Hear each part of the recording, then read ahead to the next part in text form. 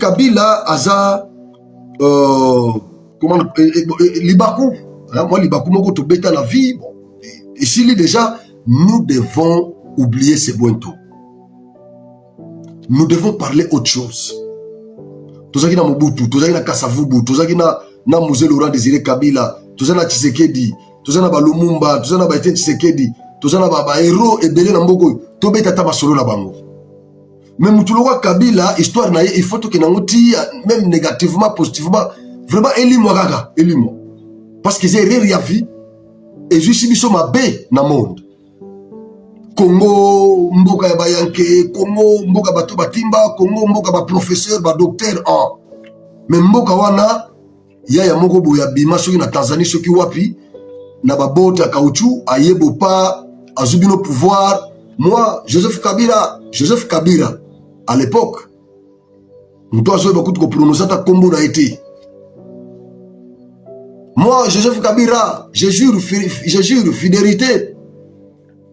Vous comprenez? Nous devons sali 18 ans avec la bénédiction de certains scélérats congolais. Encadrer tout ça, former, nous défendre, coacher na mitema ba congolais, bundi na tipo ba congolais ba reconnaître. Et c'est ces messieurs, oyo lelo. Bavoka ya République, bazo touché question wana oyo bisona bino pendant que Kabila était au pouvoir. To bandaki koloba yango que Kabila n'est pas congolais. Mais lelo yo bazo touché question na bavoka, bake kosambela biso République. République ça veut dire donc la Respublica, hein, la Respublica en latin, la République, c'est ce qui signifie la chose publique, la chose du peuple. Donc bavoka bake kosambela biso. Bake ko défendre notre chose. Mais les réseaux sociaux, ba congolais, ba amnésique, ba bandi ko finga ba voka wana. C'est ce qui est vraiment rocambolesque. C'est rocambolesque.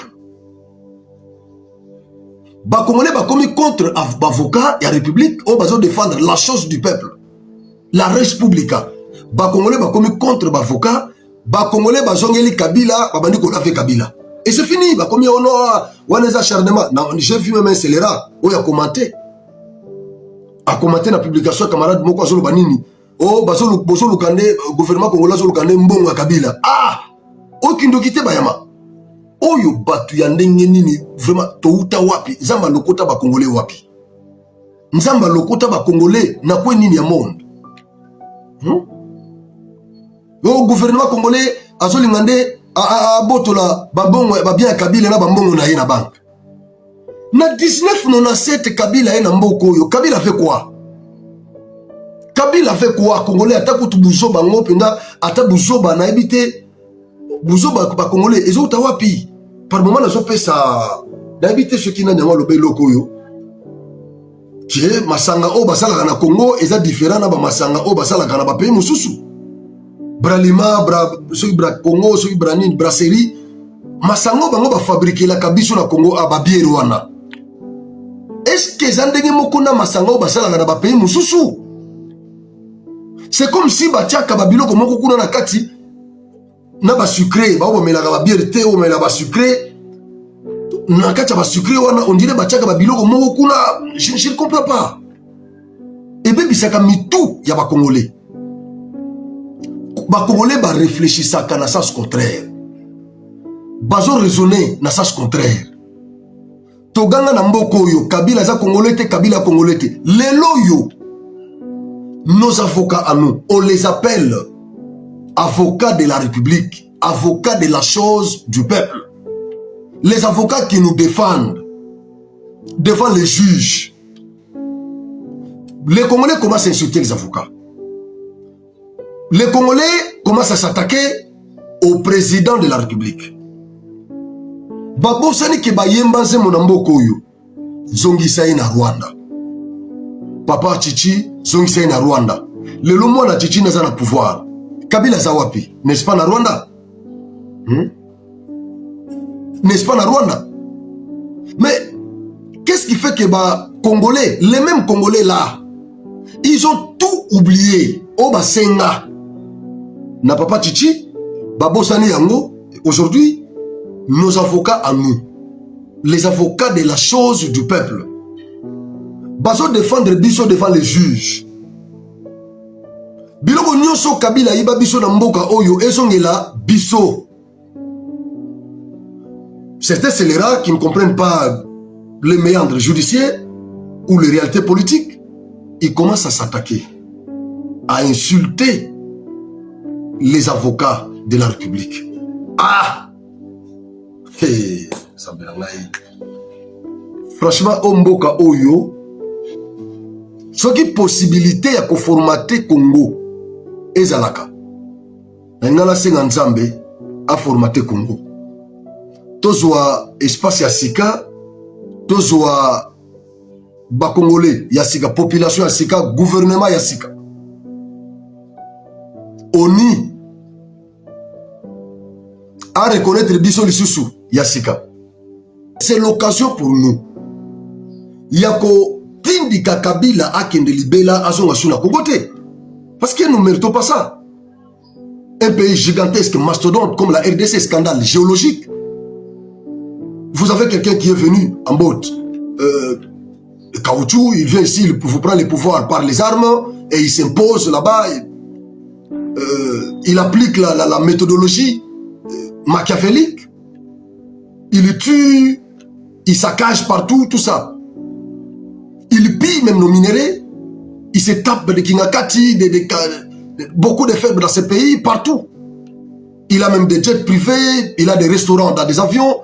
Tout ça, il devient milliardaire. Et après, il prend cet argent, il va subventionner un groupe terroriste pour commencer à massacrer les Congolais, violer nos mamans, nos soeurs, couper les têtes des enfants. Et aujourd'hui, quand l'État congolais se réveille, non, mais je suis l'État. L'État, j'ai l'obligation de protéger mes sujets. Mais comment l'individu qui m'a géré autrefois, aujourd'hui il est devenu terroriste, il commence à tuer mes sujets? Non, l'État se réveille. En tant qu'une personne morale des droits publics, il s'est réveillé. Il donne le mandat, la procuration aux avocats d'aller le défendre. Les avocats commencent à défendre encore les sujets de cet État-là. Les sujets-là, les scélérats qui ne comprennent rien, ils commencent à insulter, à s'attaquer aux avocats. C'est un paradoxe étonnant. Nous avons salué moi grâce à Tokenda Boye, moi ma visa na passeport wa bilo waningwana. Aucun pays moko botali pe baningande bazo vivre. Aucun pays mususu biloko wana ndo moni e révoltant ngai. Ti lelo ne bozo mona nga pena boye. Eza à partir ya onga na moni na ba pays ya baninga. Ah nazomi na mboka na nga je me dis mais qu'est-ce qui fait que Bamindelo va présenter biso mboka o lokola un scandale géologique bourré de richesses de toutes sortes. Tout ça na gisement na mboko yo ya ba gisement soki ya ba coltan soki ba nini tout ça. Il y a des gisements dans ces pays. Ba gisement nyoso wana ezo servir biso na nini? Développement social ezate. Toliaka na biso lipana mwamba.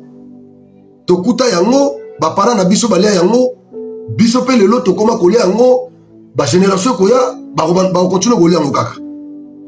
Banda batikela biso kwanga na bateke. Et comment partout na Kasai ba komo sala kwanga partout. Na Congo mobimba.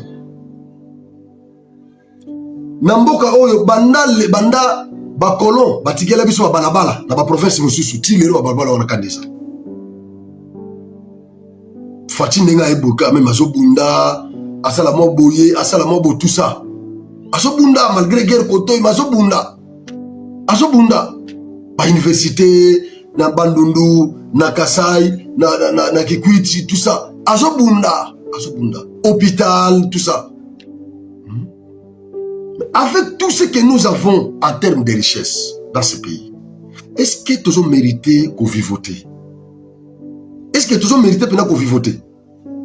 C'est la question.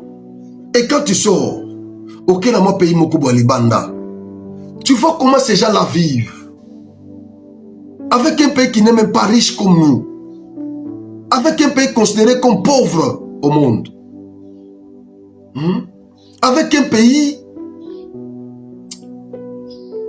je ne sais pas, Ezata, na grandeur ya Congo te, un micro-état, vous allez considérer le provincial ya Congo, mais vous trouvez ce pays-là en train de se développer.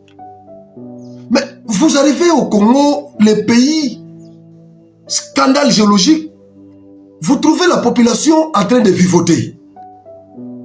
Batouazo là la païne na mwamba, au pire, à l'ali, journée mobimba moutoile païne na mwamba na au pire, à l'ali tongo etani. À la mouina tongo le susu, maya kosokola, nzoto ezate. Tamuso akena salité. Ake susu ko tourner mon mobimba oyo azo luka lisu païne tout ça. Azu païne allié akelala. Nous sommes dans un pays comme ça. Mais vous avez des étrangers qui viennent chez nous ici. Ils vous prennent le pouvoir. Ils vous dirigent l'arme sur la table. Ils vous tuent Chebeya, ils vous tuent Rossi Kapangala, Rossi Kapangala, Rossi Mukendi, Armatungulu. Ils vous massacrent. Bon, gaz lacrymogène, n'en parlons même pas. Les combattants de l'UDPS décimés. Décimés. Mais avec tout ça, les loyaux, l'État a se réveillé. Tout l'andelana nous tipo yo. Malgré qu'à diriger biso babengai raïs na mboka oyo. Nonobstant tout ça, mais lokola likambo moko bimi na likambo à partir de likambo yo, tokoki pe ko kenoko découvrir makambo. Ça s'appelle en logique formelle l'induction. À partir il y a élément moko tokoki ko découvrir ba élément ebelé. C'est ça la stratégie.